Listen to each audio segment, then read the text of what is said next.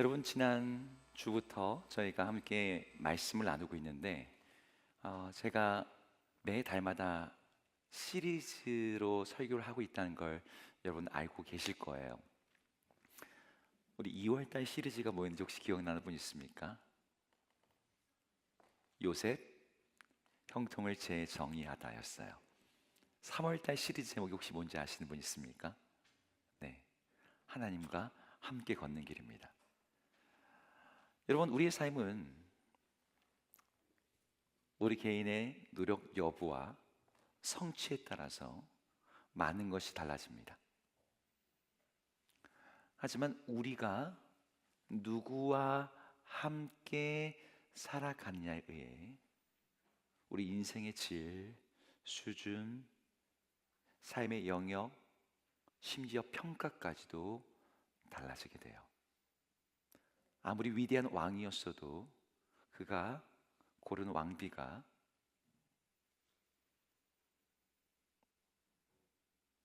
많은 사람들의 손가락질을 받던 여인이었다는 이유만으로 그 왕도 똑같이 단두대 이슬로 사라지는 역사 이야기들이 있었죠. 우리는 어디까지 우리 인생을 가느냐, 또 얼마나 빨리 가느냐보다 누구랑 함께 가느냐가 아주 중요해요. 제가 예전에 이렇게 우스운 얘기를 하나 들은 적이 있습니다. 어느 마을에 한 남자가 있었는데요, 사교성이 좀 없었나 봐요. 좀 냉랭하고 무심한 성격에 사람들한테 좋은 평가를 못 받는 거죠. 그래도 자기 관리를 되게 잘하고 건강 챙긴다고 아침마다 조깅을 하는 거예요. 이 마을을 한 바퀴 돕니다. 근데 이때 혼자 조깅하지 않고 키우는 그 반려견과 함께 이 조깅을 했어요. 아침마다 사람들이 그 사람의 모습을 보면서 뭐라고 말했을까요? 그 사람이 평상시에 아주 호감 있고 친밀하고 마을 일에 적극적으로 참여하는 사람이었다면 어이구 아침부터 그냥 활기차구만, 뭐 건강하네, 이런 덕담이 나왔겠지만 마을에서 미운 털이 박힌 사람이에요. 그러니까 뭘 해도 보기가 싫은 거예요. 조깅할 때 같이 이 뛰는 개보다 조금만 느리게 뛰면 그럼 그렇지, 개보다 못해 라고 말을 합니다. 걔랑 보조를 맞춰서 뛰면 역시 걔랑 똑같구만, 걔 같은 사람일세. 그리고 걔보다 더 빨리 뛰면 오늘 쟤왜 저래? 걔보다 더 뛰고 난리구만, 이런 말을 들은 거죠. 이런 말을 들은 이유는 그 사람의 평상시에 평판이 있었겠죠. 하지만 만약에 이 사람이 걔랑 뛰지 않고 유명하고 존경받고 모든 사람들이 이런 사람과 함께 러닝을 했다면 어떤 말을 들었을까요? 뭐야? 아니 왜 저 사람이 저 사람이랑 같이 뛰고 있는 거야? 다시 봐야겠네. 완전히 다른 평가를 듣게 될 겁니다. 함께하는 사람을 보면서 그 사람에 대한 평가가 달라지는 거예요. 우리나라는 그 문화가 좀 덜하지만 제가 중국에 있을 때 홍콩의 입시는 유치원에서 시작된다는 말을 듣게 됐어요. 홍콩에 있는 유치원들 중에 영국에서 정말 전통이 100년씩 되는 그런 전통적인 유치원이 있는데, 유치원 때는 아이들이 얘가 잘 사는지 못 사는지 이런 거로 친구를 안 사귀잖아요. 그리고 엄마들 사이에서도 그런 게 별로 중요하지 않아요. 유치원 때 좋은 유치원에 들어가면 거기에 세계적으로 내놓으라는 사람들이 그 유치원에 자기 아들, 딸들을 보내는 거예요. HSBC, 은행, 아주 높은 고위직 자녀들, 세계적인 투자회사들, 여러분 생각하는 그런 수많은 아이들이 거기 모여 있어요. 거기에서 만난 인맥이 그 아이의 인생을 결정한다. 그래서 유치원 입시가 대학교 입시보다 더 셉니다. 홍콩은. 왜 부모들이 왜 그 유치원에 보내려고 하는 겁니까? 교육이 좀 더 좋아서요? 아니죠. 이 아이의 인생에서 내가 해주시는 영향은 조금밖에 없어. 하지만 이 아이와 함께 살아가고 걸어가고 누군가 좋은 아이가 친구가 되어준다면 이 아이의 인생은 달라질 것을 부모가 기대하기에 일주일씩 노숙하면서 거기에 줄 서 있는 그 일을 하는 거죠. 여러분, 우리 인생에서 누구와 함께 가느냐, 누구와 함께 걷느냐는 것은 아주 중요한 부분이에요. 여러분들 결혼을 굉장히 중요하게 생각하지 않습니까? 여러분, 결혼이 배우자를 선택하는 것이 왜 중요합니까? 여러분의 삶의 방향, 여러분들의 어떤 인생의 어떤 꿈꾸는 것들, 모든 것들에 있어서 이것이 미치는 영향은 그 어떤 것보다도 크기 때문이에요. 우리가 하나님과 함께 걷는 길이라는 이 주제로 여러분과 말씀을 나누고 있는데, 여러분들이 그 어떠한 좋은 사람, 어떠한 좋은 동료와 함께 걷는 것보다 필요한 것은 우리 하나님과 함께 걷는 것입니다. 하나님이 여러분의 삶에, 인생의 길에 함께 동반하시기를 주 이름으로 축복합니다. 네. 그렇다면 하나님과 함께 길을 건다는 건 어떤 걸까요?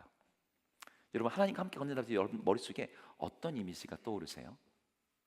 주찬 형제, 어떤 이미지가 떠오릅니까? 많은 사람들에게 하나님과 함께 걷는 길 하면 떠오르는 이미지가 양극단에 있어요. 하나는 이런 이미지죠. 십자가.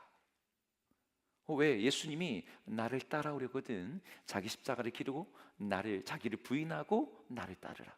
이 말씀으로 인해서 예수님을 따르는 길은, 예수님과 동행하는 길은 아주 힘들고 어려운 길이라고 생각하며 주저하고 두려워해요.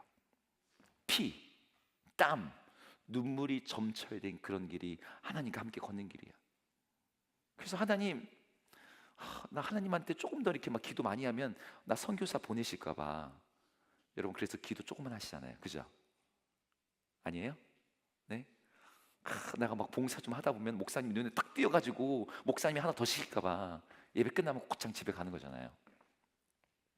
이런 이미지가 있는 거죠. 반대쪽에는 어떤 이미지가 있냐면 하나님과 함께 걷는 길을 동네 산책하는 느낌으로 연상하는 우리 사람들도 좀 꽤 있습니다. 에덴에서 하나님이 아담과 함께 산책했다라는 그런 성경 구절. 그래서 하나님과 함께 걷는 길은 내 인생 탄탄대로 평안하고 여유롭고 안전하고 쉬엄쉬엄 느긋하게 갈 수 있는 그런 길이야. 그러니 하나님, 내 인생에 함께 해주세요. 대신 꼭 붙어 가지 마시고요, 조금 거리를 두시고. 하지만 이 양극단의 이미지는 하나님과 걷는 길을 너무 극단적으로 보여줘요. 게다가 특별히 이 두 번째 이미지, 여러분, 죄가 세상에 들어온 이후에 하나님과 함께 한다는 것에 대한 그 성경의 개념이 모두 다 이그러졌어요. 왜요? 사람들은 더 이상 하나님과 함께 걷고자 하지 않습니다. 하나님을 인식하지도 못할 뿐더러 하나님이 자신을 드러내신다고 해도 우리는 두려움과 수치심으로 그분과 함께 걷는 게 너무 힘든 거죠. 하나님, 먼저 가세요. 하나님, 저는 주님과 못 가겠어요. 주님과 갖는 길이 너무너무 제가 부담스럽고 그래요. 게다가 죄는 어떤 특징이 있죠? 하나님을 불신하는 게 죄의 기본적인 성향이에요.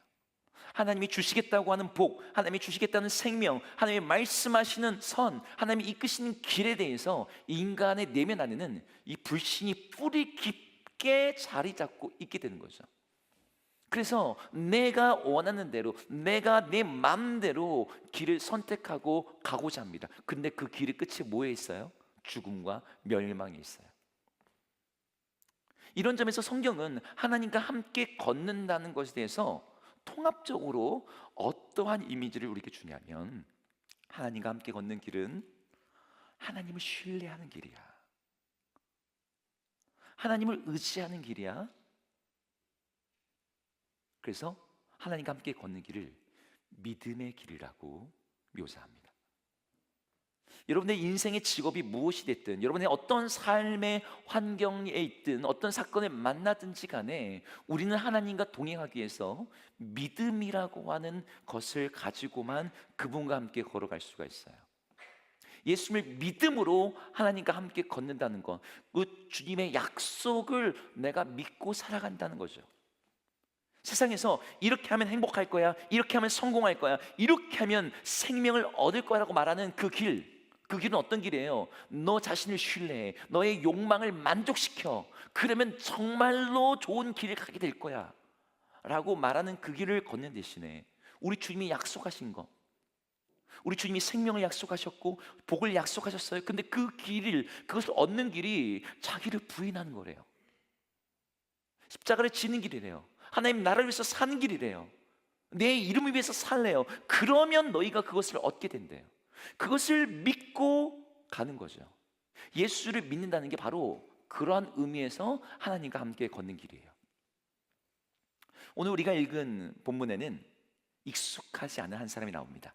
오늘 읽은 본문에 나오는 사람 이름이 누군지 혹시 아십니까? 이 사람 이름이 뭐예요? 세 글자, 부살렐입니다.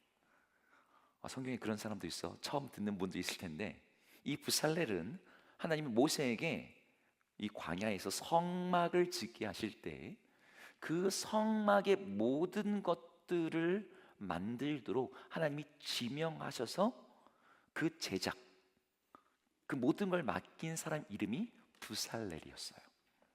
성막만이 아니라 성막에 쓰이는 물건들도 이 사람이 만들었죠. 굉장히 중요한 일을 맡은 사람이잖아요.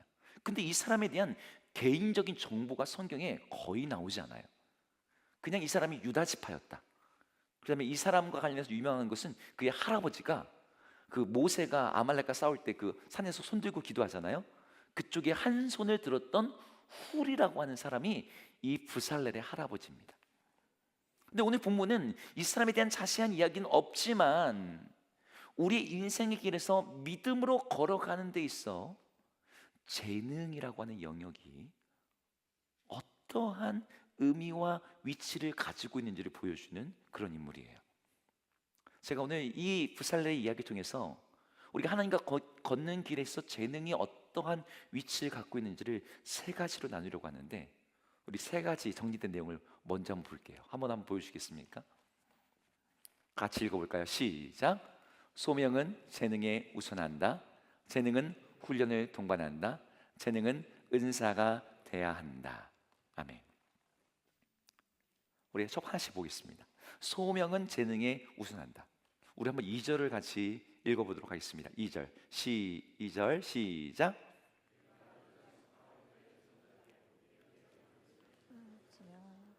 네, 부살렐이 성막을 짓는 일을 하게 된 건요, 애초에 그 사람이 그 분야에 특별한 재능을 가진 전문가였기 때문이 아니었습니다. 하나님이 성막을 만드실 때, 여러분 우리 교회 우리 주사랑 교회가 이제 지어진 지가 이제 만 4년이 지났거든요. 이제 5년 차가 돼가고 있는데 이 교회를 지을 때 그냥 막 짓지 않죠. 설계 사무소에 의뢰도 하고 어떠한 이 건축업자와 건축 사무소와 함께 일을 할지 제안도 받고 견적도 내보고 합니다. 근데 하나님은 성막을 만드실 때 어떤 디자인 심사나 포트폴리오 받아가지고 인터뷰를 해서 뽑으신 게 아니었어요. 그냥 모세도 잘 몰랐을 그런 사람 부살렐을 지명하여 부르셔서 그 일을 맡기십니다. 이런 하나님의 선택과 부르심을 성경은 뭐라고 그러냐면 소명이라고 불러요. 근데 하나님이 누군가를 부르실 때 그 일이 어떻게 가능하냐? 하나님은 모든 것을 알고 계시기 때문에 그분은 누군가를 그냥 부르시는 거예요. 그 사람을 면접할 필요가 없어요. 그 사람이 어떻게 될지 이런 거 따로 우리 하나님이 성품 테스트 안 해도 되는 거죠. 그분의 부르심에는 후회가 없고 착오도 없습니다. 그래서 하나님이 누군가를 부르신다고 할 때 그 부르심이 우리가 볼 때는 이상한데, 저 사람은 재능이 없는데, 저 사람은 강점이 다른데, 저 사람은 성향이 안 맞는 것 같은데, 여러분 하나님의 부르심은 이 모든 것들에 우선합니다. 일반적으로 사람들은 이런 생각을 하죠. 재능이 있어야지 하나님께 쓰임받을 수 있다고. 여러분 우리 안에 그 뿌리 깊은 신화가 있어요. 근데 성경은 소명이 재능보다 앞선다고 말하는 거예요. 시간적으로도 앞설 뿐만 아니라 중요도에서도 그렇습니다. 오늘 부살렐 이야기를 보면요, 하나님이 그를 지명하고 부르시고 난 이후에야 하나님의 영이 그에게 지혜와 기술을 부어주는 것을 보게 돼요. 3절 한번 읽어볼까요? 3절 읽겠습니다. 시작. 충만하게 하여 지혜와 총명과 지식과 여러 가지 재주로. 네, 하나님의 영이 그에게 충만하게 해서 지혜와 총명과 지식을 주셨다. 여러분, 지혜와 총명과 지식이라는 이 단어는 잠언에서 하나님이 세상을 만드실 때 이것으로 만들었다고 언급되는 세 가지예요. 근데 오늘 부살들이 그 지혜와 총명과 지식을 가지고 하나님의 성막을 마치 하나님이 천지를 창조하실 때처럼 만들고 있는 거죠. 근데 이게 언제 이에게 부어져요? 하나님이 그를 지명하신 다음에 그 일이 일어났어요. 그러니까 하나님 먼저 선택하시고 지명하시고 부르신 다음에 그 재능과 능력이 부어지게 된 거죠. 이것은 성경적인 원리예요. 재능보다 소명이 우선하기에 재능이 부족해도 하나님이 부르시면 그 재능까지도 채워주실 것을 믿고 그 부르심에 응답하라는 것이 언제나 성경이 우리에게 주는 교훈입니다. 따라서 우리가 먼저 해야 될 일은 나의 재능을 따져보기 이전에 하나님의 부르심이 무엇인지를 깨닫는 거예요. 여러분, 성경에 나온 에레미야라는 사람이 있습니다. 에레미야는요, 자기가 너무 어리고 연소해서 하나님의 일을 감당할 어떤 자격이라든지 준비라든지 이게 안 됐다고 생각했어요. 근데 하나님이 내가 너를 지명하여 선지자로 세웠다. 사람들의 눈은 한참 모자란데 모세는 나는 말이 둔한 자입니다 이렇게 말하는데 누가 사람의 입을 만들었느냐? 그러니까 하나님의 부르심이 재능보다 훨씬 더 앞서고 우선된다는 거죠. 저는 이걸 잘 보여주는 인물 중에 한 사람이 역사적으로는 조지 뮬러라고 생각해요. 여러분, 5만 번 기도 응답 받은 사람 잘 아시죠? 조지 뮬러가 했던 핵심적인 사역이 뭔지 아십니까? 조지 뮬러는 목회자이지만 그는 일종의 사업가였어요. 네, 사선 사업가. 그가 그 고아들을 돌봤는데 고아들을 몇 명을 돌보냐면 10,000명을 돌봤습니다. 10,000명. 10,000명의 고아를요 먹이고 입히고 교육시키는 일을 조지 뮬러가 해요. 여러분, 100명의 고아들을 여러분 챙긴다고 할 때 여러분 그거 쉬울까요? 100명 쉽지 않죠. 그 사람들을 먹일 수 있는 음식과 자원봉사자들과 재정이 어디서 납니까? 10,000명, 근데 100명이 아니고 1,000명도 아니고 10,000명인 거예요. 조지 뮬러는요 사역자가 될 생각도 없던 사람이고 어떤 그 재정적인 재능이라든지 행정 능력이라든지 어떤 사람들의 마음을 끄는 뭐가 없는 사람이에요. 젊은 시절에 이 사람은 방탕한 삶을 살았습니다. 문제아에 가까웠어요. 여러분, 조지 뮬러의 일생을 보면은 젊을 때 아버지의 돈 맨날 훔치고 술과 오락으로 젊은 날을 보낸 이야기들이 가득합니다. 근데 그에게 어느 날 하나님의 부르심이 찾아옵니다. 하나님이 자기를 부르신다는 거부할 수 없는 그 음성 앞에서 그는 하나님이 자기를 고아를 돌보는 사역으로 이끄시는 걸 알게 돼요.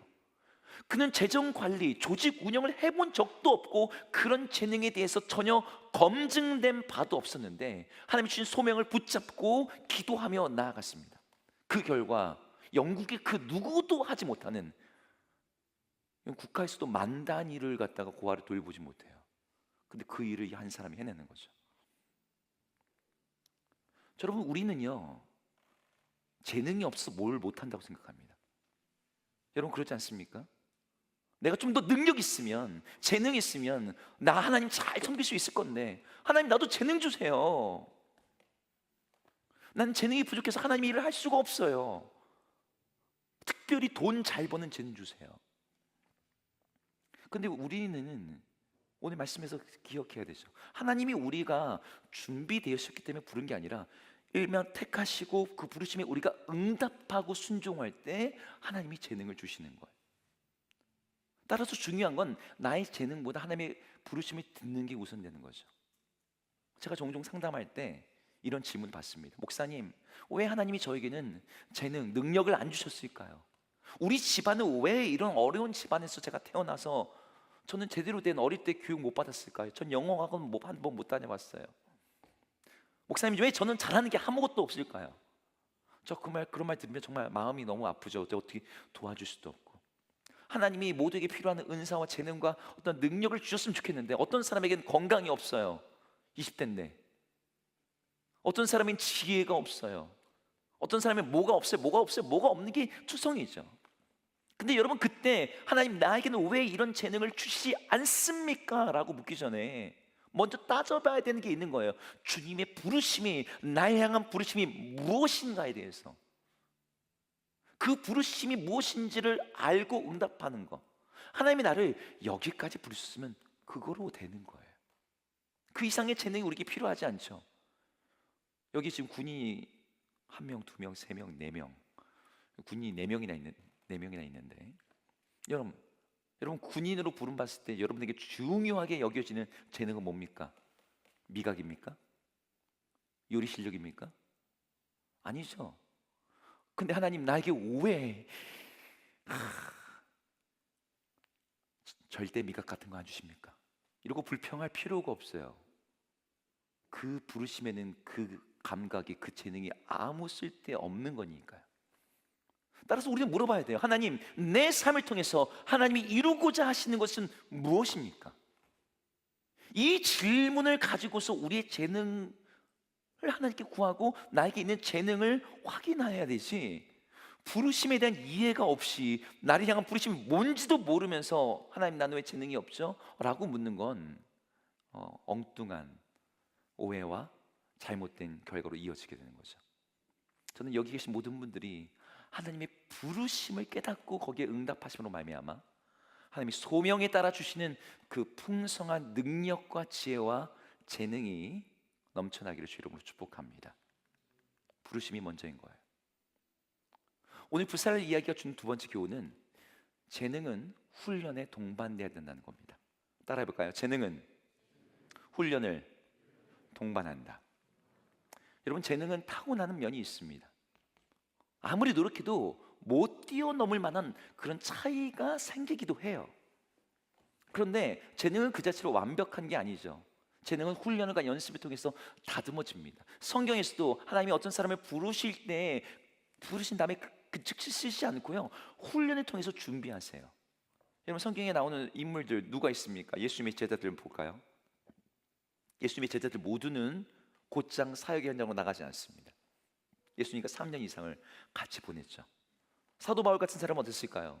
아주 가말리아에 비해서 아주 준비된 사람처럼 보이지만 그도 다메섹 도상에서 하나님을 만나고 난 다음에 3년 동안 아라비아로 갑니다. 훈련을 통해서 준비시킨 거예요. 오늘 보면 나는 불살레도 마찬가지였습니다.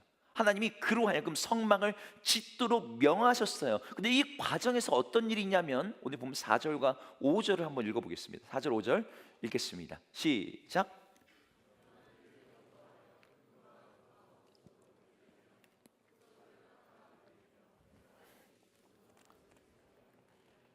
여기 보니까 중간에 이런 글이 나와요. 정교한 일을 연구하여라는 표현이 나옵니다. 하나님이 부살렐에게 성막 제작을 위한 지혜와 총명을 주셨다고 앞에 나와 있었어요. 그런데 그게 뭐를 하게 한다고요? 여러 가지 재주를 연구하고 여러 가지 기술로 만들라는 명령이 주어집니다.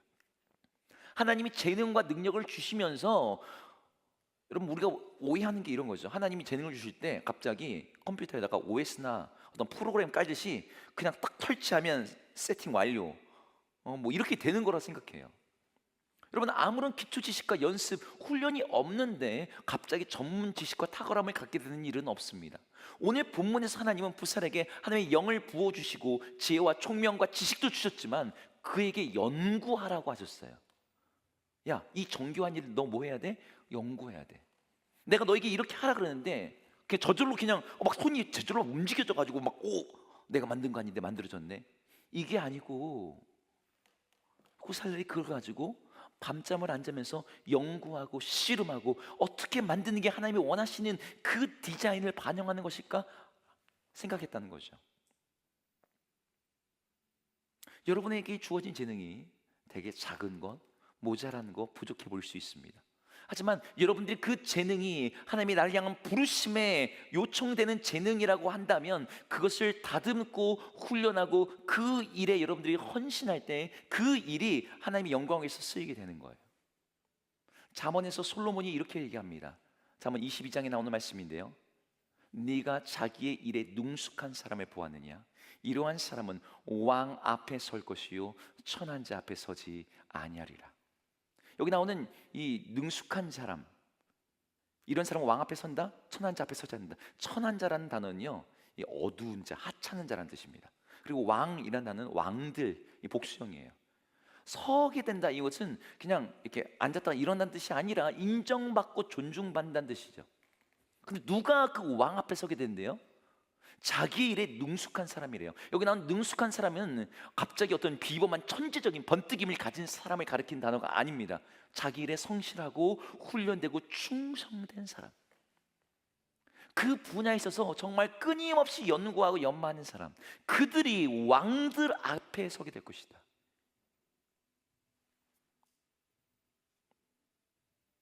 여러분, 그들이 하나님 앞에 서게 됩니다.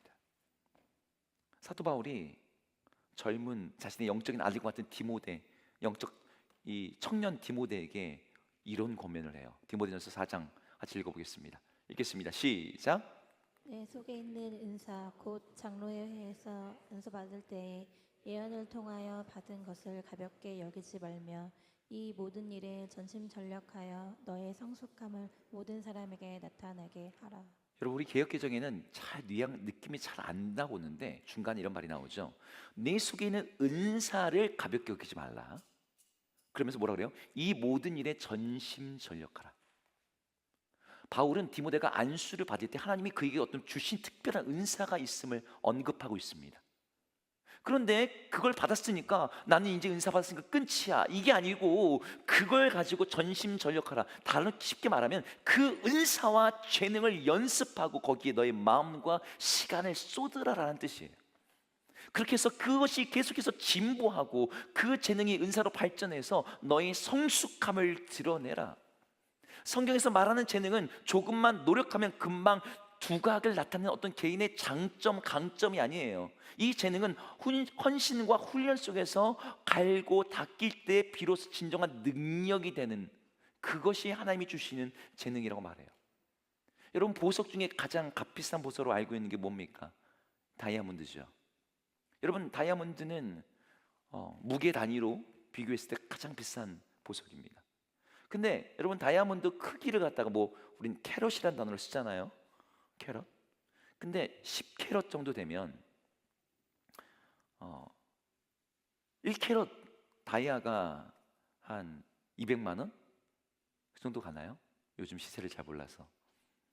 10캐럿 단위로 가면은 가격이 곱하기 10으로 끝나지 않아요. 단위가 달라지죠. 가공 및 세공에 따라서 가격이 달라지긴 하지만 한 10억 내외 정도 된답니다. 네, 유명한 연예인들이 차는 10kg짜리 다이아 반지 10억 정도. 여러분, 원석이 10kg짜리 다이아를 만들 수 있는 원석이 가격이 얼마인 줄 아세요? 가장 최상품의 원석일 경우 2천만 원이에요. 아니면 800만 원. 800만 원에서 2천만 원. 근데 그걸 정말 세공하고 가공하고 거기다가 티파니라는 브랜드 딱 붙이고 이러면 뭐가 되는 거예요? 10억이 되는 거예요. 50배 차이입니다. 원석으로도 2천만 원이면 비싼 거죠. 하지만 수많은 연마와 가공, 커팅을 거칠 때 수십 배의 가치를 갖게 됩니다. 여러분, 재능도 마찬가지예요. 여러분들이 가지신 재능이 제가 뭔지 모르니까 여러분들에게 딱 구체적으로 어떻게 연습하십시오라고 말을 못하지만 여러분, 그걸 연마하고 연습할 때 가치를 갖게 됩니다. 여러분이 혹시 화살 쏘는 거 해본 적 있습니까? 국궁이든 양궁이든 장난감 화살이든. 여러분들이 연습하지 않고 훈련하지 않아도요, 대부분은 활의 실을 당길 만한 여러 어떤 그런 손가락의 악력, 그 다음에 어떤 팔의 장력을 다 가지고 있을 거예요. 여러분들 다 당길 수 있어요.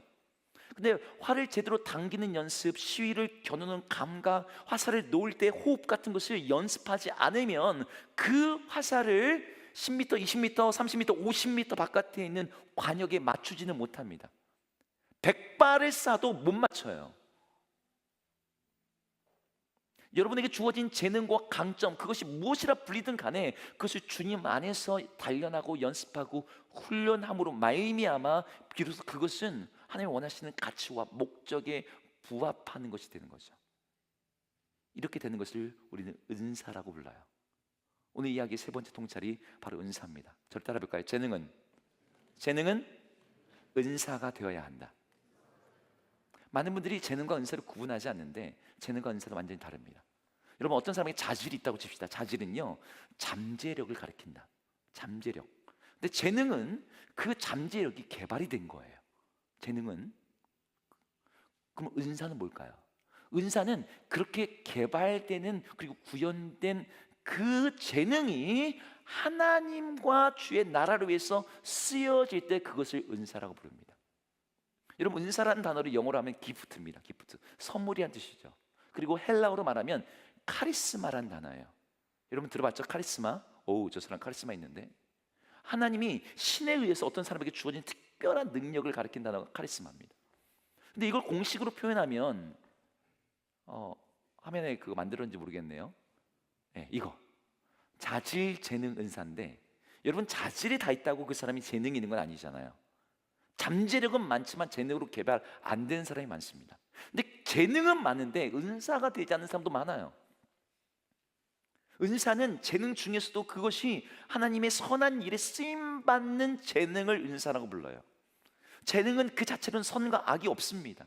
따라서 그걸 가지고 사람들은 자기의 성공을 위해서 쓸 수도 있고 죄악의 도구로 악용할 수도 있어요. 반면에 그 재능이 하나님의 나라를 위해서 하나님 나라의 도구로 쓰이게 될 수도 있죠. 이렇게 쓰이게 되는 재능을 성경은 은사라고 부릅니다. 여러분들에게 그렇게 은사로 개발되고 은사로 훈련되고 은사로 발휘되고 있는 재능이 얼마큼 있습니까? 많은 사람들이 하나님, 나 재능 없어요, 재능 좀 주세요 라고 구하지만 주면 뭐예요? 하나님을 위해서 안 쓰는데. 하나님, 저 돈 많이 벌게 해주세요, 저 부자 되게 해주세요. 벌면 뭐예요? 자기만 위해 쓰는데. 뭐 11조는 드릴 수 있겠죠. 여러분에게 주어진 재능을, 그게 왜 주어진지를 망각해버리면 그 재능은 아무런 가치가 없는 거예요. 달란트 비유 속에서 재능에 따라 5달란트, 2달란트, 1달란트를 주었다고 마태복음에 말합니다. 거기 재능에 따라라는 단어가 직접 나와요. 근데 1달란트 받은 사람, 난 재능이 적어? 1달란트밖에 없어? 근데 그걸 묻어둡니다. 하나님이 그걸 악하다고 말합니다. 2달란트 받은 사람, 2달란트 벌었어요. 얼마입니까? 4달란트예요. 5달란트 받은 사람, 5달란트 벌었어요. 10달란트가 됐습니다. 넌 10달란트 벌었으니까 칭찬을 10배로 해주고, 넌 4달란트 받았으니까 너는 4만큼만 주고. 아니에요. 여러분, 5달란트 받은 10달란트 남긴 종하고 4달란트 남긴 종하고 칭찬이 똑같습니다. 하나님의 칭찬과 하나님의 보상이 똑같이 주어져요.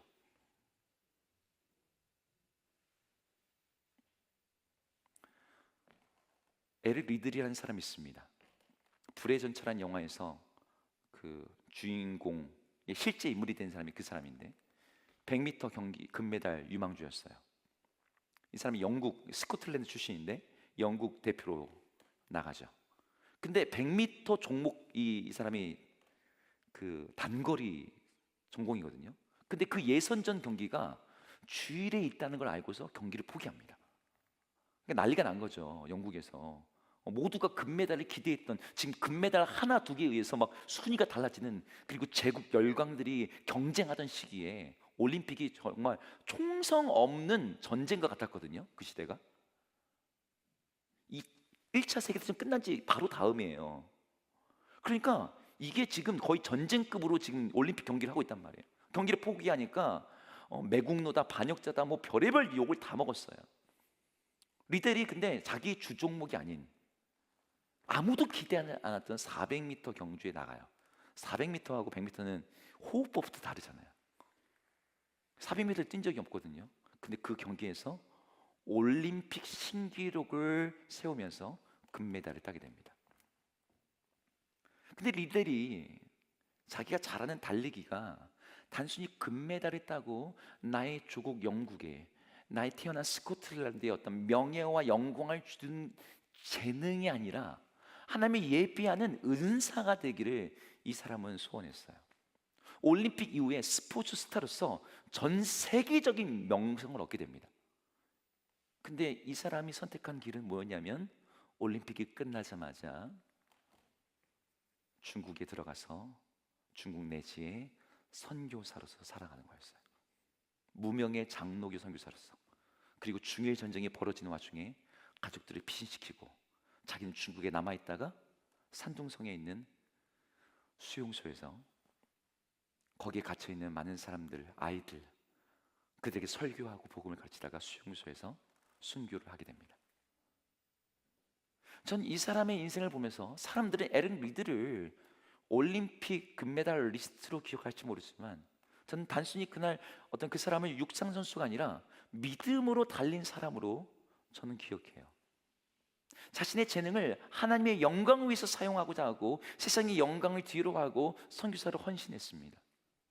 여러분들이 가지고 있는 재능을 점검해야 돼요. 그것이 음악적 재능이든 말하기든 조직력이든 창의력이든 돈에 관련된 것이든 무엇이든 간에 여러분 그것이 과연 하나님의 영광을 위해서 쓰여지고 있는가 아니면 나 자신의 어떤 무엇을 위해서 쓰여지고 있는지를 물어봐야 됩니다.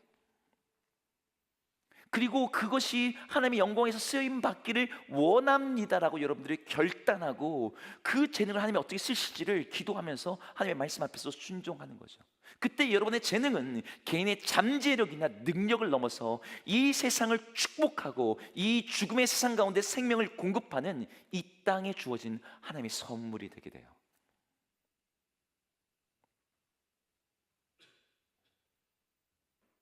저는 여러분들에게 주어진 재능이 나 이거 좀 잘해 라고 하는 수준의 특기로 끝나지 않았으면 좋겠어요. 나 이거 좀 좋아하니까 뭐 이거 좀 해볼까?